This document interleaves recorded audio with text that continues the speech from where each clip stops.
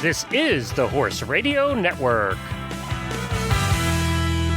This is episode 977 of Horse Tip Daily. A different horse tip, a different equine topic, a different equestrian expert every day. Horse Tip Daily brings the world of equine knowledge to you, one day at a time.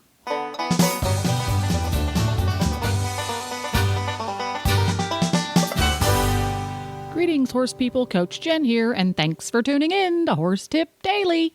Today's tip is an excerpt from the EZSequestrian monthly jumping episode on Horses in the Morning. This time, Amanda Flint joins show co-host Emily Thompson with a great ground pole exercise for improving rideability, straightness, and the rider's ability to make quick, smart decisions. And we'll get right to our tip after this important message from EZSignsOnline.com.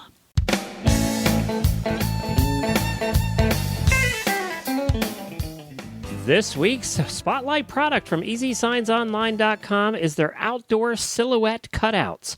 Made from a long-term outdoor durable vinyl aluminum material, these cutouts will outlast the old-style painted wood ones by many, many years. A great way to add an equestrian image to your barn, horse stalls, mailboxes, houses, or campers. Choose from dozens of equestrian or animal graphics online, available in 2 different sizes starting at only $59.95. And remember, free shipping on most orders over $100, all at EZSignsOnline.com. Get your silhouette cutout today.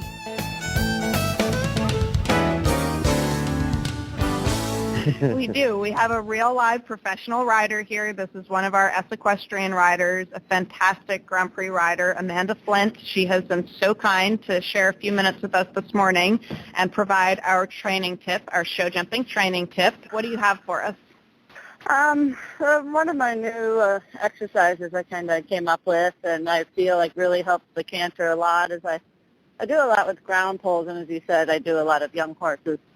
I like to set up 5 poles in a row. The middle 3 are canter bounces, so 9 feet apart. And then between those 3 poles to each other pole, there's 45 feet. So you basically have a short 4, bounce, bounce, short 4, or it can be 3, bounce, bounce, 3, or, 4, bounce, bounce, 3. You can mix it up. I feel like instead of just normally we have 2 poles up and change the striding, the middle bounces really make sure that you have to have the canter correct instead of just getting there with nothing or the horse behind your leg or too far forward or anything. I find it really helps with the quality of the canter and the rideability. Oh yeah, that's really great because I didn't know what your training tip was going to be, but as we had discussed last episode, I think it was we were talking about poles and how important those are as a step a day or a session in your training because it's not all the jumping. You can get a lot done. Wouldn't you say you can really work that rideability and work the position work over poles with less wear and tear? Something you can do every day. Yeah, something you can do every day. And I teach a lot of, I'm starting to teach a lot more eventers as it's turning out, and it's surprising how difficult some of the people find this exercise too. A lot of the horses are fine, but it's just a good check to make sure that you actually have the horse coming through from behind and lighten your hand, because it simply doesn't work another way. So. Interesting. Yeah, because do you find like your riders, maybe not the horses necessarily, but the riders sort of evaluate the pole and go through the same and a lot of behaviors? Correct. And a lot of riders just go and they take whatever first distance they see, where this exercise really makes you decide what you want and create what you want before you get there. I start with just having them go on a little bit of a diagonal just to do the bounce poles and then add one of the lines at a time.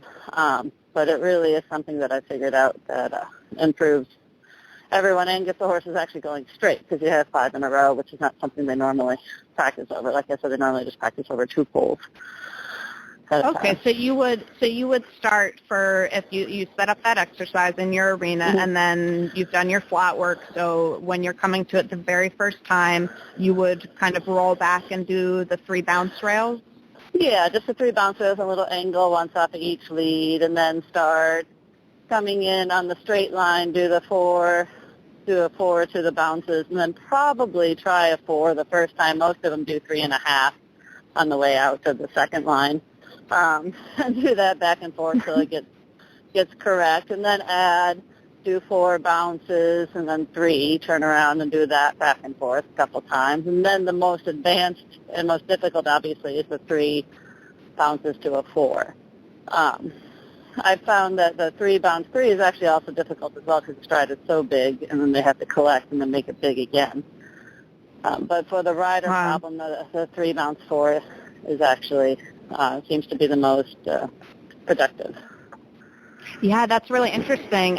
Yeah, that's a great exercise because I'm imagining riding it myself, that coming out of those bounces and trying to get that 4, I would probably just pull on the reins without my leg and trot. Right. Let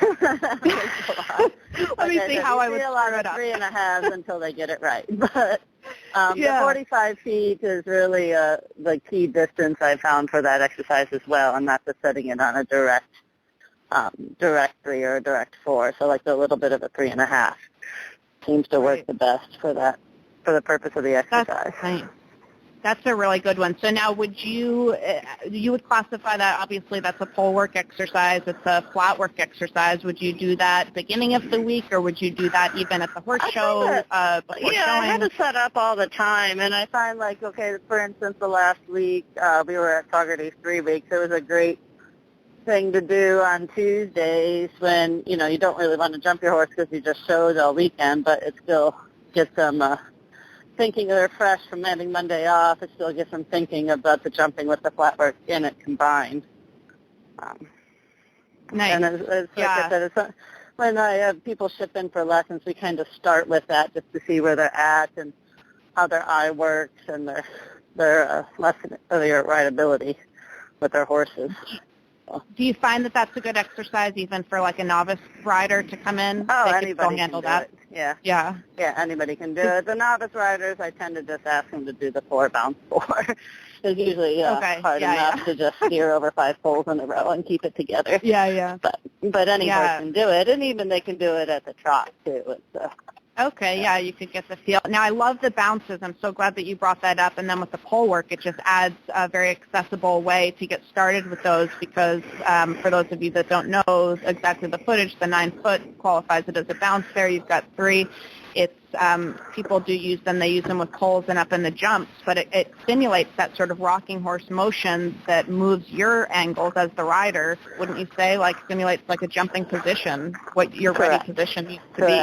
And wherever you fall astray in those bounces is kind of where you'll go astray on course as well. It exposes your, inklings as a rider. Exactly. If you do not have the horse where it should be, with, up in front of your leg and kind of waiting to go forward and waiting to slow down, it really doesn't work. They really have to have their hind end underneath them to do it correctly.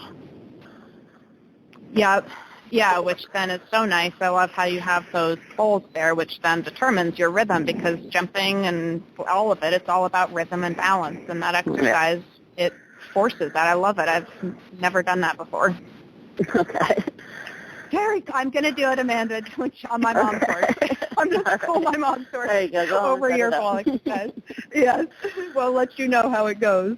Okay. That's awesome. Well, thank you so much for joining us. You guys check it out. Amanda Flint, super bad. She's killing it out there. Well, there you go. You can listen to all of your favorite Horse Radio Network shows with you wherever you go by downloading the free Horse Radio Network app for iPhone or Android.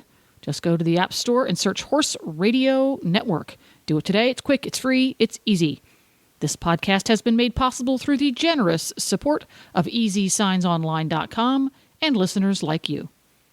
The Horse Radio Network and the Horse Radio Network hosts are not responsible for statements of guests or their opinions. Use your own judgment when listening to the tips provided by the experts on Horse Tip Daily.